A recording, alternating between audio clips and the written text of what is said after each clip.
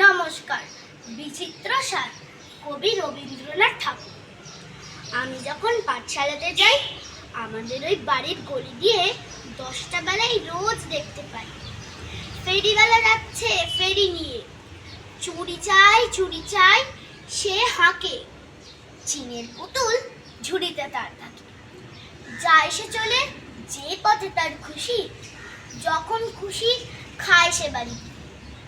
10টা বাজে, 10:30 বাজে, নাইকো তারা হয় যে পাছে দেরি।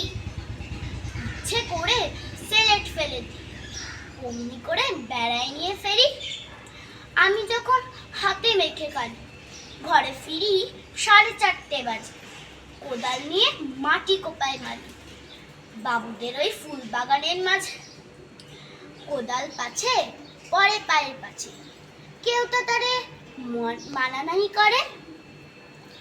গায়ে মাথায় লাগছে কত ধুলো, কেউ তো এসে বকে না তার কাজে। মা তো তারে পরায় না সাফ জামা, ধুইয়ে দিতে চাই না ধুলোবালি। ইচ্ছে করে আমি হতাম যদি বাবুদের ওই ফুল বাগানের মালিক। একটু বেশি রাত না হতে হতে মা আমারে ঘুম পাড়াতে চায়। জানলা দিয়ে যে পথে পাগড়ি পরে পাহারাওয়ালা যায়। আধার ঘড়ি রোগ বেশি না চলে, গ্যাসের আলো মিটমিটিয়ে জ্বলে। লণ্ঠনটি ঝুলিয়ে হাতে দাঁড়িয়ে থাকে বাড়ির দরজায়।